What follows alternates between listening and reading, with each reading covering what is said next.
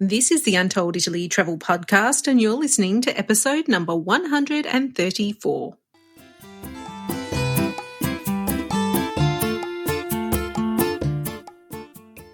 Ciao a tutti and benvenuti to Untold Italy, the travel podcast where you go to the towns and villages, mountains and lakes, hills and coastlines of Bella Italia. Each week, your host, Katie Clark, takes you on a journey in search of magical landscapes, history, culture, wine, gelato, and, of course, a whole lot of pasta. If you're dreaming of Italy and planning future adventures there, you've come to the right place.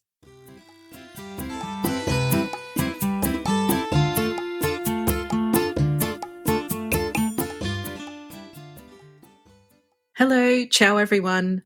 Are you inspired by architecture and opulence? Well, this episode is for you. Italy is not really known for spectacular royal abodes like its neighbours France and Austria, but that's really just a case of poor marketing because, actually, you'll find many of the most beautiful royal residences in the world in Italy. In this episode, we're returning to the beautiful northern region of Piedmont, where the royal family of Italy continued a long tradition of building incredible palaces and castles that started many centuries earlier. Joining us is Piedmont guide Carlotta Muti from Torino Discovery, who has a passion for her region, its beautiful architecture and royal stories that she's excited to share with you today. So let's welcome her onto the show. Benvenuta Carlotta, ciao, and welcome to the Untold Italy podcast. Hello, Katie. Thanks for having me. Oh, you're very, very welcome. It's wonderful to have you join us today from Royal Turin, Carlotta. Are you having a lovely summer? Yes, we are having a very lovely and warm summer at the moment. The sun is shining and it has been shining for the past 2 months. Yes, it's a wonderful day. Yeah, and there's been a really big buzz about the city, hasn't there, because of the Eurovision Song Contest. It's been an exciting time. Yes, we have been experiencing this great event and it's been so lovely, so nice. There were so many people coming to Turin from all over Europe and the world, and it's been really, really exciting. Also meeting the bands, they were doing improvised concerts throughout the piazzas of the city, so the squares of the city, and it was a very exciting time. I wish we had Eurovision each and every year here in Turin. I love Eurovision. It's one of my pet things that I love, and I won't mind telling you that the Eurovision movie, which I don't know if you've seen, but it's actually the thing that got me through the pandemic, apart from this podcast, of course. But I can take in any Eurovision things at all, so I'm so glad you had a lovely time. So now, before we get chatting about the amazing palaces and castles in Piedmont, can you tell our listeners a little bit about yourself? What's your story and how did you become a tour guide? Yes, of course. So I've always been interested in tourism, even though I have a degree in neuropsychology, which really doesn't match my profession at the moment.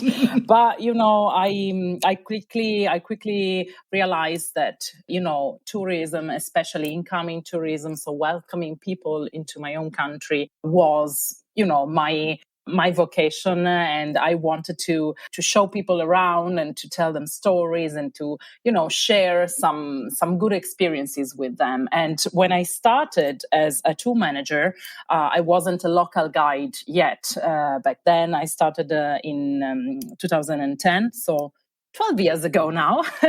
And I started going around as a tour manager with groups of travelers all around Italy, throughout the whole country. And so I learned a lot. It was a great school for me. And then, year after year, moving around with my suitcase always ready, I realized that I also wanted to be a little bit more rooted in Torino, which is my birth place. I've been born and raised here, probably will die here gladly.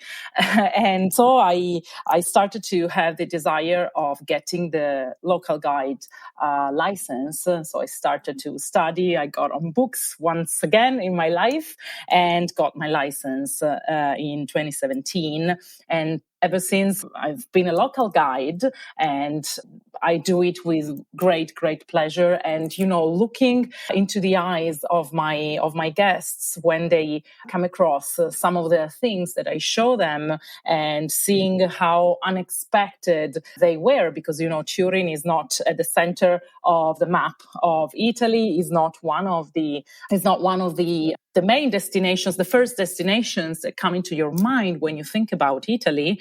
Nevertheless, it has some treasures to see, and seeing the enthusiasm and how happy they are when they discover the things.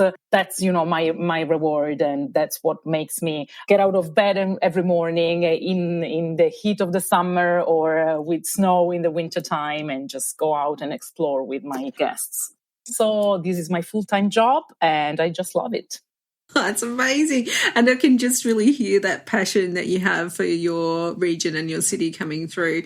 And, really what we're trying to do here on the podcast is show people like how diverse and interesting Italy is. And Piedmont is a very unique region. It's maybe tell everyone where it is, and so they can picture it in their mind.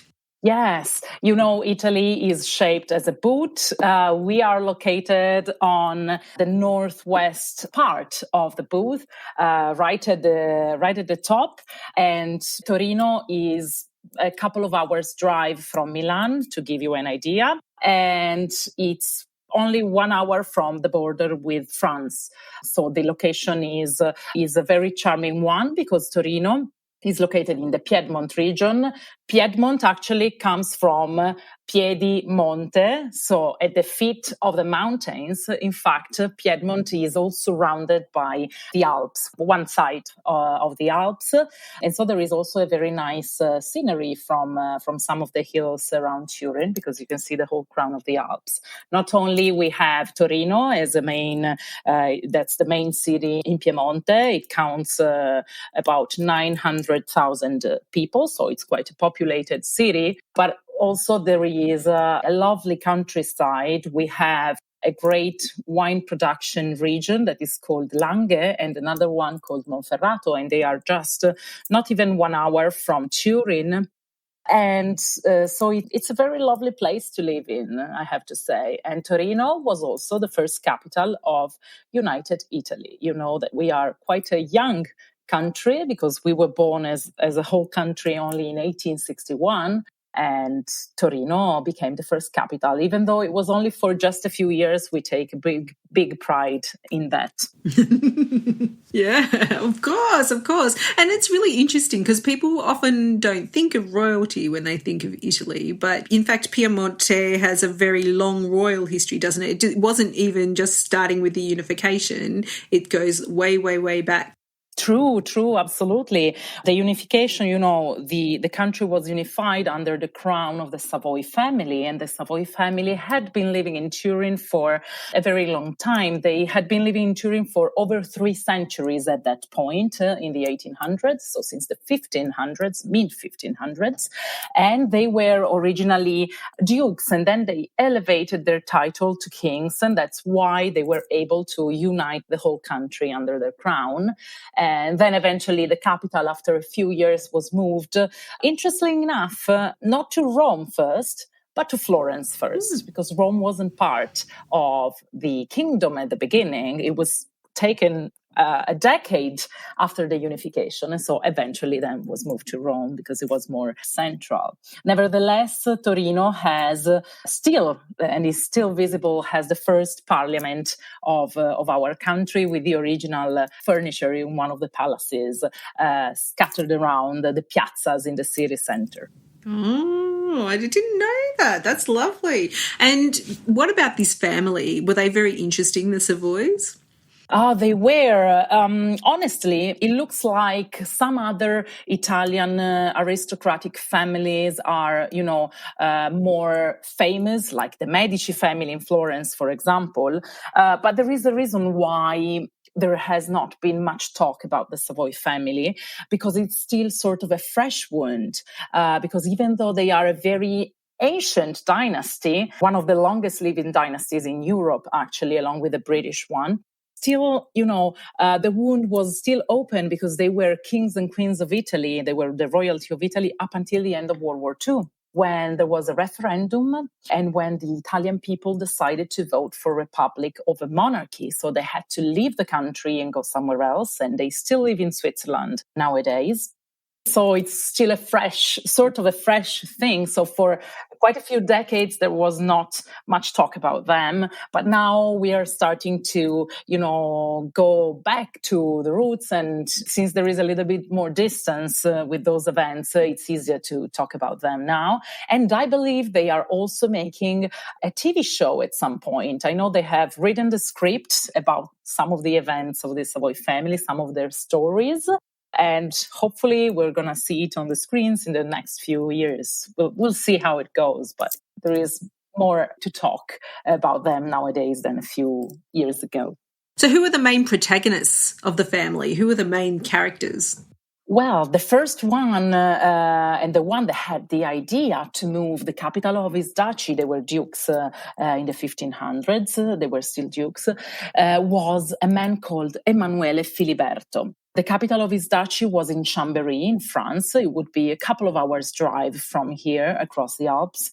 And then he decided to put a little bit more distance between his duchy and the French power. And what better way if not placing the barrier of the Alps in between his duchy and the French kingdom. And that's why he decided to move to Turin. And when he arrived, he already knew the city because he had been here as a child, but he didn't remember it very well, probably. And when he arrived, he was a bit underwhelmed because Turin was still quite a small, I wouldn't say really village, but still a small city. And it wasn't ready to be a European capital. So he had to do a lot of work. He and his successors had to do a lot of work in order to elevate the level of the city to the one of other European capitals. And I have to say they did a great job. And how did they do that? I think I know, but I'm going to ask you. Okay. Well, they did it through architecture mainly. So architecture, and they built lovely palaces for themselves, so as their own, let's say, family house and symbol of their power.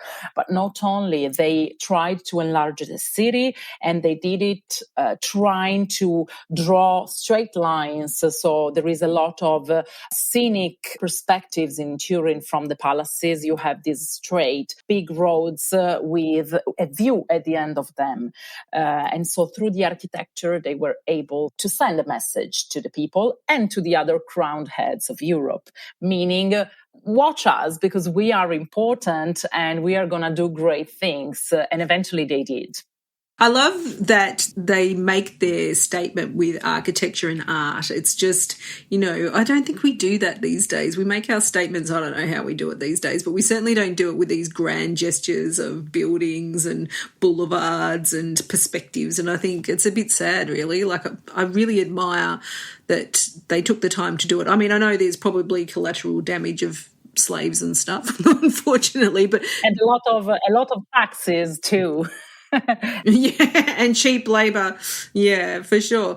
But, the result is absolutely stunning, isn't it? And I think that's probably what gives Turin it's a different feel to other Italian cities. It's got a bit more of a grand feel than you have noticed in other Italian cities. So you don't, like, Florence is beautiful in its own way and Venice is beautiful in its own way, but, yeah, it's got a very unique look and feel.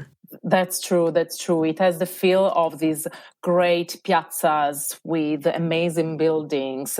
There is also a part which is the most ancient, district in the city that comes from, the Roman settlement originally, where you have small alleys that during the Middle Ages eventually became a little bit windy. But the great areas created by the Savoy family, they are very grand and wide and with all this Baroque architecture, elegant and rich. And sometimes, when you go around and you have a stroll, you really think, wow, they must have been really, really powerful. And you see, they still send the same message nowadays through the architecture. When you think that, and because you see the palaces, that's when they get their message straight ahead into your mind. Exactly. Now, do you have some favorite places? Because I know that the thing is, everyone listening, Piemonte is quite well known for its palaces and castles because obviously it was the royal centre. So I really want to find out more about these places because when you go to Europe, especially if you come from the US or Australia, we don't have these beautiful architecture. So it's really unique. And, many people have been to, let's say, Versailles in Paris or, the many castles in England and Scotland, but they don't really know that they're all also there in Italy. So if you're interested in this beautiful architecture, you can certainly see that when you go to Piemonte. True. There is not only the royal palace, there are so many royal residences and palaces and castles throughout not only Turin, but also the surrounding areas of Turin throughout Piedmont. And there is a name for this whole complex of residences. We call them the Crown of Delights. They are more than a dozen residences, all scattered around Turin and surroundings. And some of those were used as countryside residences, summer places, places to live in the summer. Other were hunting lodges because the Savoy family loved their hunting. That was, of course, a French influence, the French influence of the chasse à courre, so the hunting with the horses and the dogs. And here in Piedmont, the Savoy family, they were hunting deers, and they had amazing reservoirs around these residences where they could spend the whole day hunting deers, with a lot of guests participating into the hunting. And hunting wasn't only a hobby, but it was also a way of expressing their power, because if you were good at hunting, you were good at making war, and so you were military strong. So you see, there was always a double significance there. There's a message. Yeah, I think they were a little bit more, I mean, I don't know if that's subtle, but it seems a little bit more subtle than some of the ways that we express these days. There's always symbolism happening. It's just, it's fantastic. Okay, so tell us about some of these palaces. I want to know more. Well, starting from the very heart of the city of Torino, there is the Royal Palace. That was their official residency and the symbol of their power, meaning that not only there are the royal apartments, but it was a big, massive complex that takes a whole part of the center. So there were, for example, the stables. There was the mint where they printed the coins, where they made the coins for their duchy. And there were the royal archives. And those structures, they're all attached to the main palace, meaning they could go from their bedroom all the way to the stables without really being seen from the outside. So it's basically a full district. There are gardens, even though the gardens of the royal palace, they aren't the biggest ones, but they had so many reservoirs in the countryside. They didn't need too much space in the city center.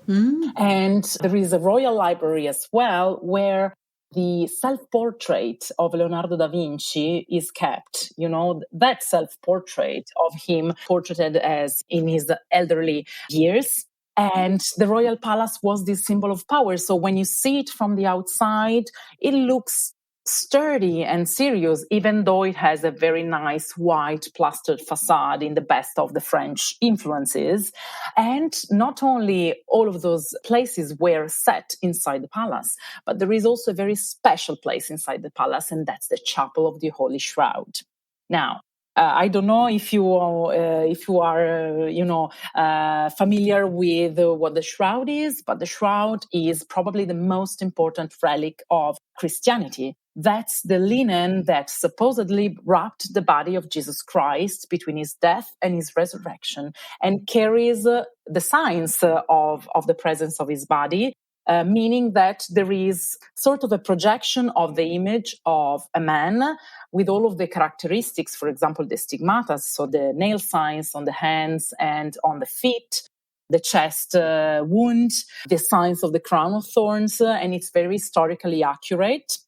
And that is kept in Turin because that was originally property of the Savoy family. They had acquired it from an aristocratic lady when they were still living in Chambéry, so back during the Middle Ages time. And after buying it from her, they kept it as a relic for their own family. And it was not only a religious symbol for them, but also a sign of power once again. Once again, they placed it, on the outside of their palace, and they showed it to the people, and the people were rejoicing and celebrating in front of the relic. And that was religious, but also, a political thing. And they kept it inside the Chapel of the Holy Shroud, which is a masterpiece of Baroque architecture. Amazing. Yeah. And you can visit all of these places today, can't you? Yes, you can visit most of these places. The stables you can't visit because they are still in need of a very good cleanup and restoration, and they will probably become part of the University of Turin eventually because they need a lot of money to restore them, actually. But the Royal Library, the Chapel of the Holy Shroud, and the Royal Armoury as well, so the collection of arms and armories of the Savoy family, and it's a spectacular collection you can see while visiting the Royal Palace. And this armory is set in a wonderful, big, long hall with these sculptures of horses, and they look like taxidermy horses. But really, they're not. There's wooden statues with real horse skin applied on top, and they look so realistic that it's unbelievable. And there are these amazing pieces that they are not even only weapons anymore, or armories. They become like jewelry. They are so refined and precious that they are, amazing to see. Wow. So what happened when the Republic was announced? Did the state seize the property and all of the things belonging to the royal family? Is that what happened? Yes, they had to give up all of the palaces that they owned to the new Republican Italian government, and they had to leave. Of course, some things they didn't leave behind. I mean, the movable things like some pieces of jewelry they still own, but the palaces, they needed to be given up to the Italian state. In fact, the Royal Palace nowadays is a public museum, so it's managed by the Ministry of Culture and Fine Arts. They can't have been too happy about that, I can imagine. They'll probably have a very nice place in Switzerland, I'm sure, but to give up those beautiful palaces just like that must have been a bit of a shock. It must have been shocking, yes. And you may think that the shroud was still kept inside the Chapel of the Holy Shroud, but that's actually not the case. It's kept in the nearby cathedral because the Savoy family kept the property of the shroud up until only 40 years ago. So in the year 1982, they left, one member of the family left the property of the shroud as a last will to the Pope on the condition that the shroud was kept in Turin rather than being moved somewhere else, say Rome, for example. And since it's now property of the Vatican, that's kept in a place that belongs to the Vatican, meaning the cathedral, rather than the chapel, which is part of the palace and government owned. There's always politics, isn't there? Yeah, there is. But, it's not a long way between the old place and the new place, because actually the Chapel of the Holy Shroud and the cathedral, they are physically attached to each other. And basically from one, you can see the other. So from the chapel, you are up on the upper floor and you look down into the cathedral, and from the cathedral you can look up into the chapel that is beyond the altar. So you see it didn't travel very far, the shroud. Probably a good thing. It's probably very old and delicate. Probably need to stay very close to home. Wow. So that's the Royal Palace, and that sounds absolutely magnificent. And would that be one of your favourite things to do in Turin? Just to go and explore? Yes, that's one of my favorite things to do because the furnishing and the decorations are so lush and rich and beautiful. And so it's a spectacular place to see. And there is specifically one room that I really like that is quite a small room, but it's the Chinese room. So basically what they did in the 1700s, they sent, the first architect, the main architect that they had, they sent him to Rome where these Chinese lacquered panels were actually coming directly from China, and they gave him a budget to buy some of them in order to cover the walls in this room. Eventually, the money, unfortunately, the budget wasn't enough. So the architect, he was a very smart man. He bought whatever he could. And then when he came back to Turin, he reserved a little part of the budget to pay a local painter to make some fake ones. And there is, even if it's not written anywhere, I did a lot of research in order to assess which ones are the real Chinese ones and which ones are fake. And I'm afraid you would have to join me on a tour to distinguish them, because we have to investigate and be, looking at some little details in order to distinguish them. But there is a way to distinguish them, even though not many people know that. Oh, I love it. I love a little bit of intrigue. Well, why not? Well, maybe they kept a bit of the money for themselves. You never know, do you? All right. So if we go to Turin, we definitely need to see the Royal Palace. Is there somewhere else you can recommend? Of course, there are so many other places I can recommend. In Turin, if you want to see another very nice palace within the Turin city limits, you can go to Villa della Regina. In order to do that, you need to get across the Po River. The Po River is the main river in Italy and cuts the city of Turin into two. One that is the main side with the city center and all the surroundings, and a side that has all of the hills of Turin. So it's the most, it's the greenest part of the city. And within this setting, you have Villa della Regina. Not only this is a villa of the Queen, but also it has wonderful gardens. And there is a vineyard, a working vineyard on the hill and in the gardens of the Villa della Regina. And they still produce wine, red wine nowadays, a typical wine from Turin, from Chieri, that is a city near Turin, called Freisa di Chieri. It's a very good, nice red wine. And Villa della Regina can be considered a love nest of a newlywed couple. But really, these newlyweds, they weren't really, let's say, getting along very, very well. Meaning that this marriage was the result of an agreement that put a massive conflict to an end. A massive conflict that happened in the 1600s. It was a conflict for the succession of the dynasty. Basically, the original duke, he died very young. He had a child, but this child, he was too young to be in charge, of course. And so his wife, the wife of the duke, and his brothers started to fight and ended up fighting for more than a decade. And that resulted in really a civil war, because everyone in the city took sides for her or for them.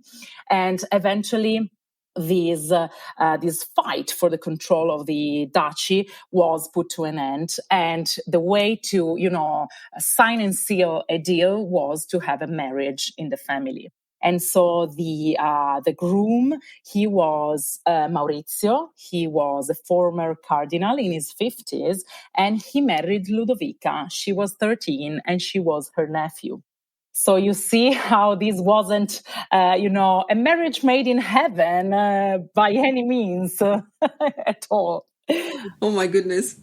Luckily for Ludovica, for her, Maurizio, the former cardinal, he died after just a few years. And so Ludovica, she was still very young, and she decided to live a very long and happy life as a widow in Villa della Regina. And so in the gardens, you have this amazing view of the vineyard. Those gardens are like sort of a theater. So you have half a circle of hills that look into the main courtyard of the villa. And if you go on top of the gardens, on the top levels, you are able to have a wonderful view of the city. And on a nice day, you're going to see the crown of the Alps as well. And is that all furnished as well as it would have been when Ludovica lived there, or has that got some different types of furnishings? There are some different finishings because eventually during the late 1800s and beginning of 1900s, that became sort of a female boarding school. And so it was transformed a little bit and then it was completely restored. And so the decorations were restored to the way they were. So you have, many different rooms. There is another Chinese room that is lovely in here, but this Chinese room has decorations that were done all by a local architect. And there is even the signature on one of the walls, along one of the figurines on the walls. And it's another lovely place that is a bit, less known from other main palaces like the Royal Palace. Nevertheless, it is a gem.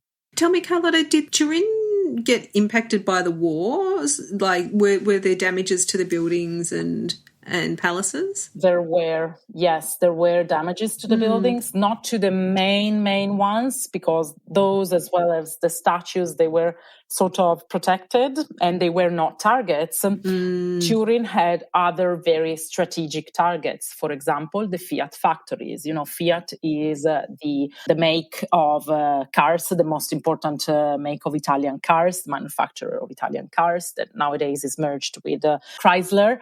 But back then they converted the production into, weapons or vehicles for the war. And so that was a strategic target for them. But of course, there is always collateral damage when there are bombings. And so some buildings were damaged, at least partially in the city center. So there was a bit of work to do after the war in order to tidy it up to the way it was. Yeah, I think it's really interesting, though, if you compare what happened in France, though, because in France had the revolution. So a lot of the furnishings and decorations got completely trashed in that process of the revolution. But that didn't happen in this part of the world, in Turin. So you have a lot of beautiful remnants of the past that you're not going to see perhaps, say, in France, where the revolution was the catalyst for people destroying things.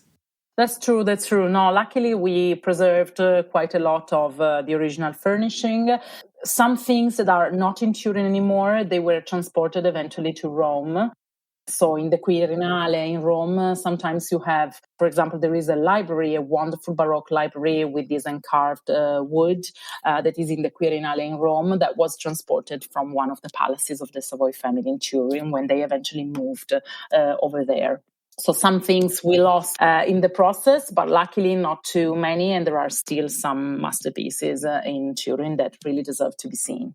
Oh, amazing. So what else can we see? I'm loving this. Well, speaking of hunting lodges in the surroundings of the city, there are two that I would suggest that you visit. One is called Venaria Reale. That is the biggest of the hunting lodges. Imagine that the complex has 80,000 square meters of floor surface. So the Reggia of Venaria has 80,000 square meters of floorings, and there are 60 hectares of gardens. But all of these is actually set just next to another little village and another big reservoir of the Savoy family that nowadays is a public park of 3,000 hectares of nature. So it's a massive, massive complex. And these gardens, the big ones, the very big ones, it's called Parco Mandria, della Mandria. And so it's a natural and architectural masterpiece because, again, it features the Baroque architecture, which is the leading style in Turin. And the Baroque architecture dates back to the 16 and 1700s. There is a wonderful gallery that is so light and bright, where you have these checked floorings, and you have amazing carved decorations and stuccos, all in white and very, very light blue. And this is probably the most amazing room in Venaria. But also having a walk in the gardens is quite an experience. The gardens are set on different levels, and there are fountains, and there is this sort of a fishing pond in the middle. And you have, again, much like you have in the city of Turin, these lovely, straight, long, scenic perspectives from the palace and from the garden as well. I'm sure they had some pretty amazing parties there. Yeah, amazing parties and sports. And they had a part of their staff, meaning a few hundred people that stayed there, permanently. And there were kitchens for each and every kind of guest of the palace. So kitchen for the royal family, kitchen for the guests, kitchen for the kids. So the children, they had a separate cook and attenders that cared for their nutrition and all of that. That's why the complex is so big, because so many guests were actually hosted at the palace, and they needed also space for the serving staff. The serving staff lived either on the ground or lower ground floor, or on top, on the attics, where I can tell you in the summertime it was probably very, very hot, unfortunately for them. Quite unpleasant. But so, imagine if that was so powerful. There must have been some quite interesting people coming and going from these palaces, kings and queens of European nations. And yeah, I imagine it was quite incredible. True, there were ambassadors, there were guests, very important guests from all of the other kingdoms that visited the Savoy family. And of course, they always wanted to show off a little bit in order to, let other people know that they were a great dynasty. And so they always had guests. In fact, the hunting was never done only for them, but it was always done for guests that were actually visiting the family, and they created spaces for them. For example, going back for 1 second to the Royal Armoury, that was created as a first sort of museum, permanent exhibition for the guests visiting the palace, to give them this feeling of greatness, but also to sort of intimidate them a little bit. Interesting. Always when I think about these Baroque palaces, I always kind of imagine, I don't know if you've seen Sofia Coppola's Marie Antoinette, with all these huge dresses and colourful, huge cakes and just like complete excess, but it's kind of intriguing and all of it at the same time as well. Now we probably look at it and think, wow, that's just a bit too over the top. But I can imagine it was a pretty big sight to behold when everything was in full swing at some of these palaces. Yes, there were these crazy lunches done after the hunting, where the deer then was prepared for lunch, and there was a big celebration for the person that actually hunted and was able to win over the deer. So he was the celebrated person for the day. And, in terms of table setting, they had amazing china sets for even up to 120, 150 guests for a meal. So really thousands and thousands of pieces of china, French manufacturers, German manufacturers, Chinese manufacturers, really precious ones. And to make the centerpieces, they created, especially starting from the 1800s, when the way of eating started to change, because before the 1800s, they would eat a horizontal meal, meaning that every single course was brought at the same time and was set on the table. So it was very full of things, the table. Then from the 1800s, they started to eat on a vertical order. So one course after the other was brought to the table. Hence, the table was very empty. And so they created the centerpieces, and they were mirrored surfaces with these sort of sculptures made of sugar and sand together, that depicted either human figures or architectures. And so there were these sort of chef architects or architect chefs that were, paid to do this job. No expense spared. Yeah, it's spectacular, amazing. if you're going to be transported back in time, you might as well go there. I don't think the medieval slums or the Roman slums are the place to go. We want to go back to the castles, definitely. Okay, this all sounds amazing. Where else can we see? We've done 3 palaces. Yes, well, another hunting lodge that is very different from Venaria, but I absolutely suggest that you see it, that you visit it, is the hunting lodge of Stupinigi. That is a bit less known compared to Venaria, which is probably the most famous. But actually, Venaria boasts these lovely gardens, while in Stupinigi, in my opinion, there is one of the best Baroque and Rococo halls of the whole region. And that is the central hall of the hunting lodge. The hunting lodge has quite a peculiar plan because it's shaped as an X. So it has 4 diagonal wings, and from those wings, the paths and the roads for the reservoir that was behind the lodge departed. And each wing was dedicated, the house of some members or guests of the family. And they all met in this central hall that was designed by probably one of the most important architects that operated in Turin. His name was Filippo Iuvarra. And it's just a stunning hall with a chandelier made out of bronze and crystal in the middle that is so big that every time that I look at it, I start to wonder how long it took them to light all the candles on it, because I think there are more than 100 candles on it. And also these flickering light of the candles reflected in the crystals must have been just amazing, especially reflected on these very elaborate decorated walls with frescoes and with these tranquil, so these images that sort of trick your eye into thinking that they are architectures, but they're just painted, really. And these big windows overlooking the park behind the lodge.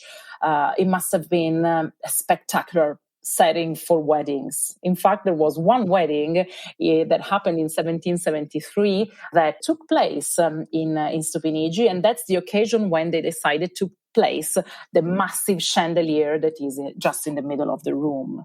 And there is also one very famous guest that stayed for a while in Stupinigi, and I'm talking about Napoleon. When he started his Italian campaign and he conquered basically the whole of the mainland Europe, he traveled a lot, and on his way to other parts of Italy, like Rome, he stopped in Turin and he decided to sleep in Stupinigi. Oh, I don't blame him. He was a pretty fussy guy. And you've got to see this, we'll put a picture on the show notes, because honestly, this is one of the most incredible rooms you're ever going to see. And I don't know why the Instagrammers haven't really discovered this, but let me tell you, it is truly spectacular. I think it's even more spectacular than the Hall of Mirrors at Versailles. It's just stunning. Yeah, I can imagine there's so many stories from this place because it is actually so stunning. It is so stunning. There is one very funny story about another very peculiar guest of the palace. He wasn't a human, but he was an elephant. Oh. He was an elephant, and his name was Fritz. Fritz. Yes, during the late 1800s, there was this fashion for exotic animals. And the Savoy family decided to have a little sort of zoo for exotic animals in Stupinigi, since the park is so big. And they had the idea of transporting this elephant from Africa that was actually a gift that they received. And then that arrived in Europe and traveled all the way to Turin. And this elephant was treated as a prince. So he was fed the most amazing things. Probably nowadays, with our knowledge of nowadays, we wouldn't feed him the same food. But back then, they gave him cabbage, rice. They cooked rice for him, and even a little bit of wine sometime that he was entitled to get. Actually, Fritz lived quite a nice long life. even though unfortunately at the end he had to be taken down because he started to go crazy. Unfortunately, probably the setting wasn't the best for him, especially the climate, but they tried their best to make him feel like a prince for his whole life. They even built a little, actually quite a big pond for him so he could do, the bathing that the elephants do. So he was probably the strangest, at least, guest of Stupinigi. I mean, the word hunting lodge is quite... You sort of picture a rustic hut, don't you? But this is nothing could be further from the truth. It's like so opulent and decadent. It's really quite amazing.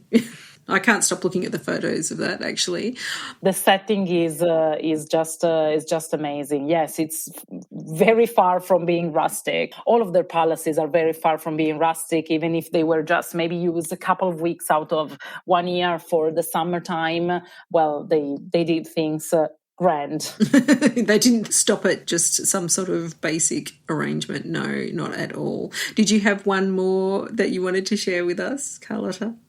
Yes, there is another one that is located south from Turin. Is probably a 45-minute drive, and it's set in Racconigi. And this is one of the late residences of the Savoy family, meaning that we get into the 20th century, the beginning of the 20th century and the end of the 19th century as well. And Racconigi has another amazing park, not used for hunting anymore, but just for, strolling around and relaxing in this fresh greenery. And there was specifically one guest that lived here, and she was called Regina Elena. She was called also La Regina Buona, the good queen, because she was the queen of the people. She was a philanthropist. She didn't really thrive into luxury, but she wanted to be more, down to earth. So she had a very simple nutrition, for example, and she really, really cared for the people. Each and every summertime when she went to Racconigi, she organized, events for the children of the family. So there are pictures of all of these children running around the park with Queen Helen. And she also was of great, great help during, just afterwards, after the earthquake that took place in Messina in 1908. That was a massive and very destructive earthquake. And as soon as she got the news, she left whatever she was doing and she traveled to Sicily and she went to Messina, and she really helped physically, not just that she went there, to give support, but she started to work in order to help people.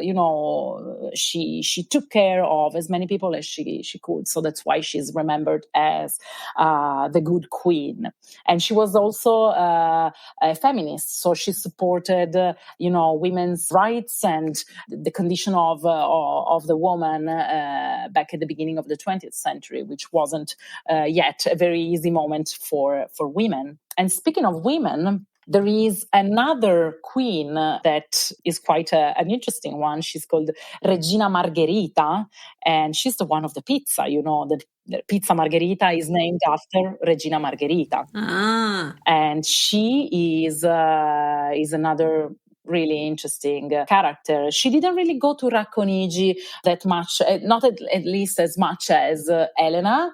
Nevertheless, I just want to mention something about her. Regina Margherita, she was one of the first women who wanted to drive a car at the very, very beginning of the 1900s. And she loved traveling, and they basically made up sort of a first version of a caravan for her, so she could actually sleep and have sort of a washroom for her on these movable, means of transport.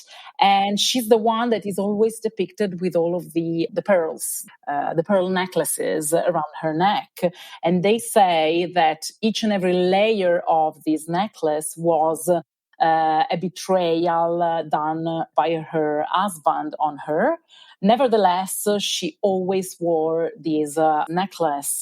This necklace is one on top of the other, full with pearls, with a very dignified and, brave way. And yeah, so she's another interesting character that we can, discuss during many visits around Turin. So you see, there is a history done by men, but also by a lot of women.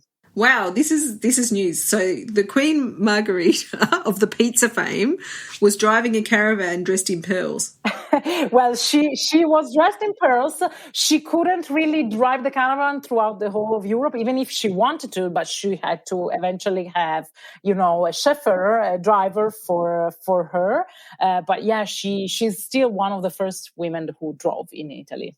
I think there's a pizza, if someone wants to start a new pizza brand, there's this whole imagery I'm coming up with, especially for delivery. You can have like someone turning up with the pearls. I love it. They're so interesting, and I love these female protagonists. And going back to Queen Ludovica, and Queen Eleanor and Queen Margherita, how amazing. Yeah, royal history is very interesting, and it's obviously the best that we have in terms of documentation, obviously, because the people of lesser means don't really get to tell their story. But I think, at least we have these amazing palaces that have so many stories to uncover, and I love that you can do that in Italy. And it's just a real shame that not as many people know about this. So, sounds like if you're in Piedmont, you could spend all your days exploring palaces if you wanted to. True. And if you decide to visit Racconigi, watch out for the storks going around, because there is a preservation center for storks, and they make their nests on some of the chimneys on the roof of the Palace of Racconigi. So have a look around for those if you decide to visit. Oh, well, I was just about to say that Piedmont, it's like some of the places still are like they've stepped straight out of a fairy tale. And so I think it's definitely one of the most romantic regions of Italy, in my opinion. Now, if our listeners want to explore Turin and Piedmont and its beautiful palaces more, how can they do that with you, Carlotta? Well, they can visit the website www.torinodiscovery.com, and they can have all the information that they need. They can book a tour directly on the website, or if there is something in their heart that they really, really want to do and it's not on the website, they can just hit their mail and send me a message at info@torinodiscovery.com, and I will be more than happy to tailor a tour based on their special interests. Yeah, amazing. I think you should definitely do that. And we'll put all Carlotta's details into the show notes. Now, I wanted to say that hidden gem is a very overused term in travel, but I have to say that Piedmont is one of those places that could definitely define the phrase. So it's got castles, palaces, historic cafes, amazing wine, truffles. Everything's incredible. Grazie, Carlotta. Thank you so much for sharing your beautiful Piedmont with us on Untold Italy today. Thank you, Katie. Thank you very much. Ciao! Italy has so many gorgeous stately homes, castles and palaces, and I find it truly intriguing that English-speaking travellers don't flock to them like they do to Versailles in France or the many castles in England, Scotland and Wales, because they're just as beautiful and intriguing. But as I mentioned at the start of the show, they aren't marketed terribly well, and that's like quite a few things in Italy, so it's worthwhile digging a little deeper and seeking them out. Of course, we'll be exploring this tradition of great stately homes with Carlotta on our upcoming tours of Piedmont. No doubt we've only scratched the surface of the intrigues and stories that the walls of these palaces hold, and she has many, many more tales to tell. If you'd like to know more about touring Piedmont, which is known for truffles, chocolate and Barolo wine, as well as palaces, then head on over to our tours.untolditaly.com website, where you'll find the detailed itinerary for our trip. That's tours.untolditaly.com.